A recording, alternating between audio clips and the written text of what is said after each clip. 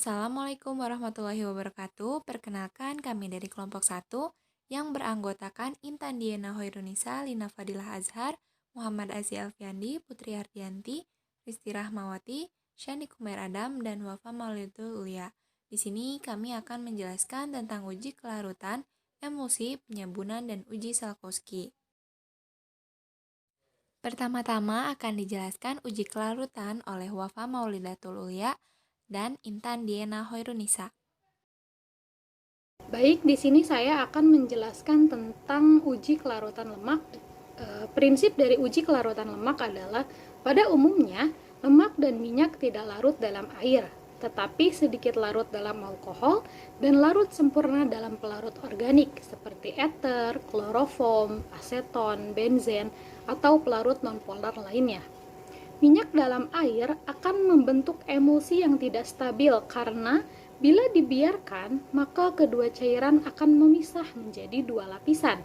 Sebaliknya, minyak dalam soda akan membentuk emulsi yang stabil karena asam lemak yang bebas dalam larutan minyak bereaksi dengan soda membentuk sabun. Sabun mempunyai daya aktif permukaan sehingga tetes-tetes minyak tersebar seluruhnya. Gugus-gugus utama lipida memiliki karakteristik larutan atau solubilitas yang berbeda, dan sifat ini digunakan dalam ekstraksi dan pemisahan dari materi biologis. Adapun alat yang digunakan pada praktikum uji kelarutan lemak diantaranya tabung reaksi sebanyak 3 buah, rak tabung reaksi 1, pipet tetes 2, gelas ukur 1, gelas 3, sendok 1, dan kertas 1. Sedangkan bahannya yaitu minyak goreng, konsentrasinya sebanyak 5 tetes, santan 5 tetes, minyak wijen 5 tetes, margarin 5 tetes, alkohol 70% sebanyak 2 mili, aseton 2 mili, dan air 2 mili. Selanjutnya, langkah kerja yang digunakan dalam uji kelarutan lemak yaitu yang pertama, siapkan alat dan bahan, lalu masukkan 5 tetes sampel ke dalam tabung reaksi atau gelas, tambahkan 2 mili pelarut ke dalam masing-masing tabung reaksi atau gelas, kemudian kocok dengan kuat selama 2 menit, dan diamkan selama 10 menit, lalu perhatikan kelarutannya. Lakukan uji bercak di atas kertas jika dirasa hasilnya kurang jelas. Bismillahirrahmanirrahim. Assalamualaikum warahmatullahi wabarakatuh. Saya Intan Diana Hoirunisa. Di sini saya akan melanjutkan presentasi mengenai uji kelarutan. Bagian selanjutnya adalah mengenai hasil dan pembahasan. Dari praktikum yang sudah kami lakukan, didapatkan hasil bahwa minyak goreng tidak larut dalam air, tidak larut dalam alkohol, dan tidak larut dalam aseton. Sedangkan untuk mentega, tidak larut dalam air, tidak larut dalam alkohol, dan tidak larut dalam aseton. Untuk santan, larut dalam air, larut dalam alkohol, dan tidak larut dalam aseton. Dan untuk minyak wijen, tidak larut dalam air, sukar larut dalam alkohol, dan tidak larut dalam aseton. Alasannya, sesuai dengan sifat kepolaran zat dalam pelarut bahwa senyawa polar hanya akan larut pada pelarut polar seperti air dan alkohol, begitu juga senyawa nonpolar hanya bisa larut pada pelarut nonpolar seperti ether dan benzen. Sedangkan untuk aseton adalah pelarut yang bersifat semipolar yang dapat menarik senyawa polar dan semipolar tetapi lebih bersifat polar.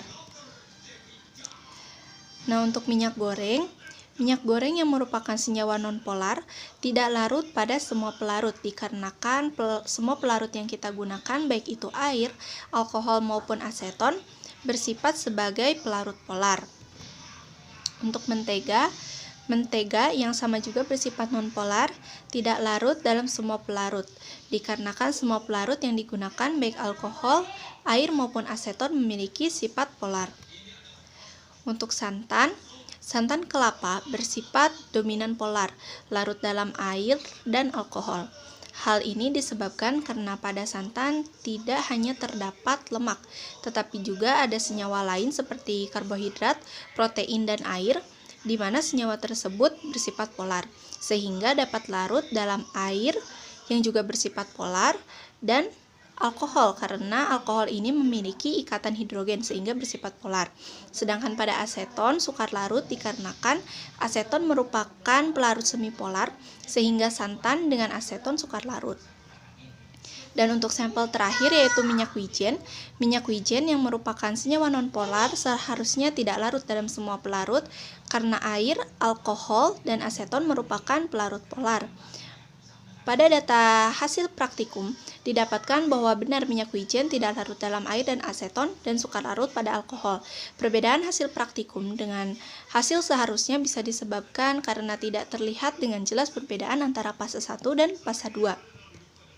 Untuk kesimpulannya, bahwa menurut sifat kepolaran zat dalam pelarut, senyawa polar hanya akan larut pada pelarut polar. Begitu juga senyawa nonpolar hanya akan larut pada pelarut nonpolar. Selanjutnya akan dijelaskan uji emulsi oleh Putri Ardianti dan Risti Rahmawati. Tujuan dari uji lipid ini adalah untuk menguji beberapa larutan yang termasuk golongan lipid berdasarkan sifat kimia dari lipid tersebut, juga untuk menguji kandungan kolesterol pada suatu sampel lipid. Pada uji emulsi didapat hasil emulsi tidak stabil pada sampel minyak goreng dan air serta minyak kelapa murni dan air.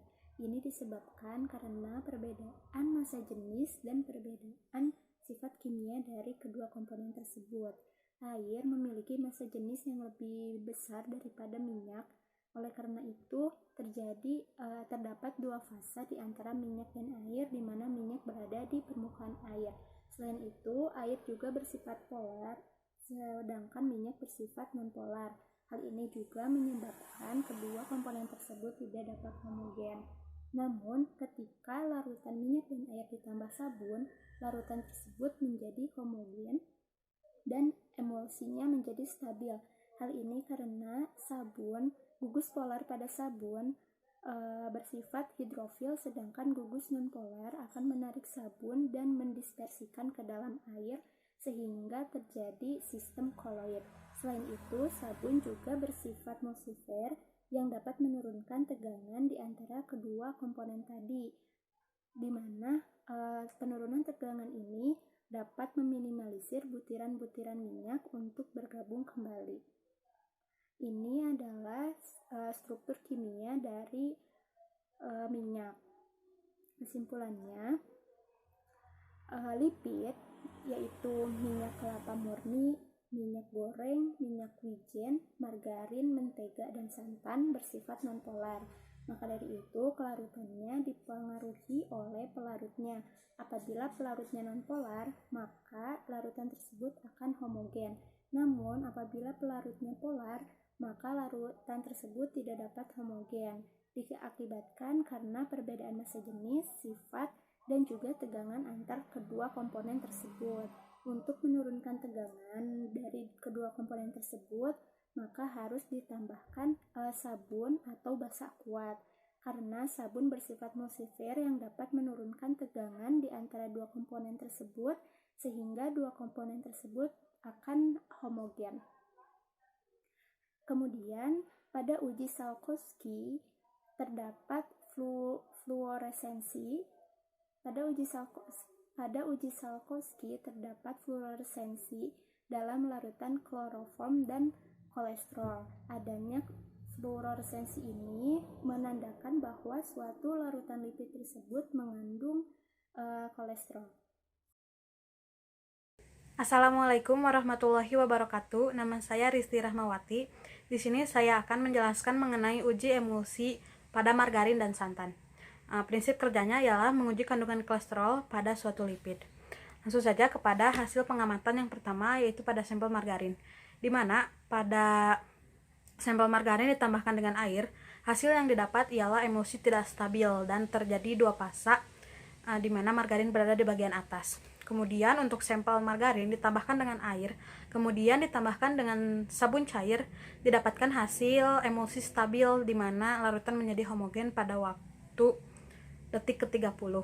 Untuk hasilnya bisa dilihat pada gambar 1 dan 2. Kemudian pada santan, di mana pada sampel santan ditambahkan air itu tidak stabil, emulsi yang terjadi tidak stabil, di mana santan berada di bagian bawah. Kemudian pada sampel santan ditambahkan dengan air, kemudian ditambahkan dengan sabun cair, terjadi emulsi yang stabil, larutan menjadi homogen pada detik ke-20. Kemudian pembahasan pada margarin. Pada uji emulsi ini didapat hasil sesuai pada gambar di atas.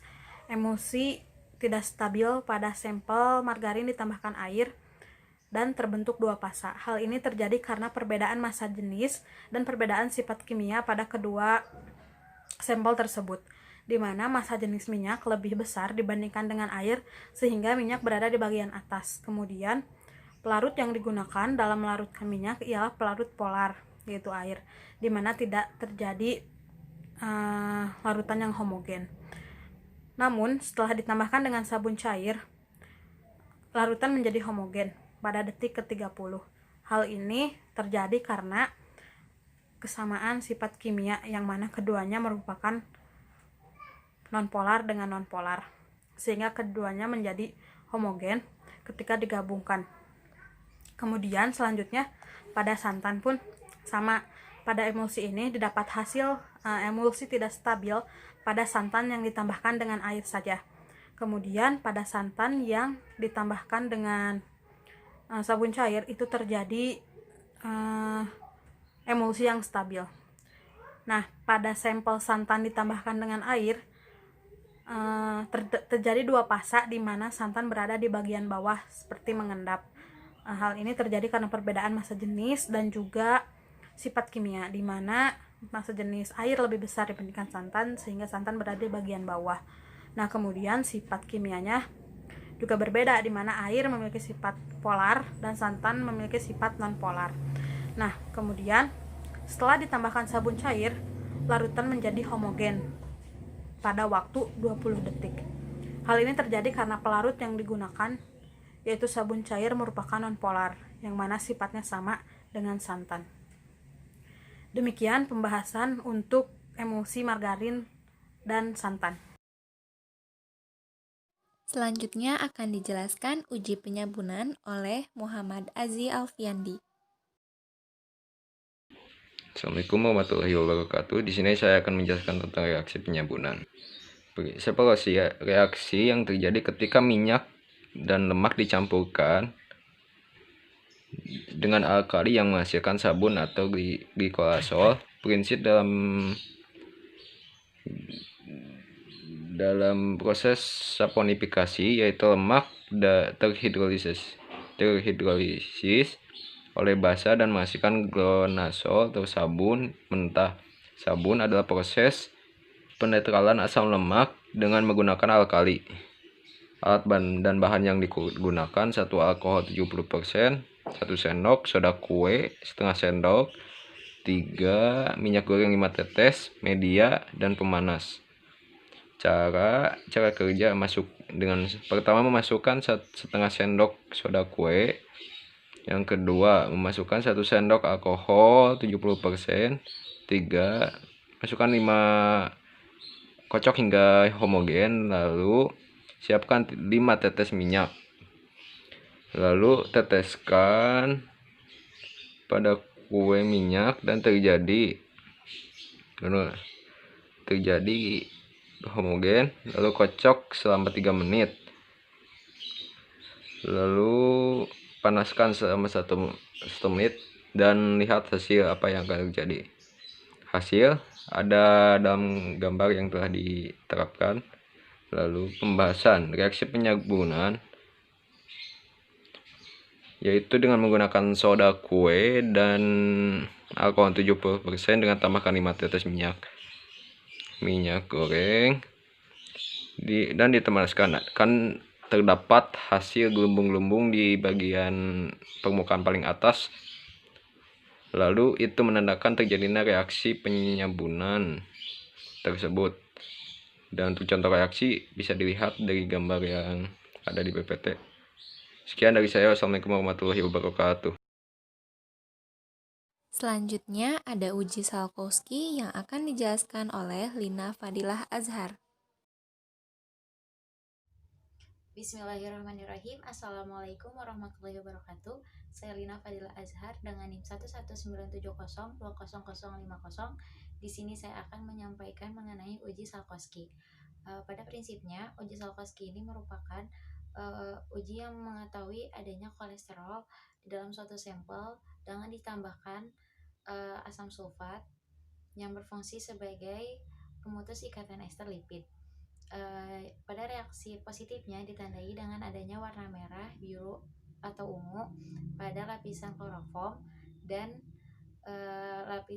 pada lapisan asamnya berwarna kuning. Baik, dilanjutkan dengan metode yaitu alat dan bahan. Alat yang digunakan pertama ada tabung reaksi sebanyak 4 buah, kemudian pipet tetes 1 buah, gelas kimia 4 buah, dan laminar airflow atau lemari asam sebanyak 1 buah.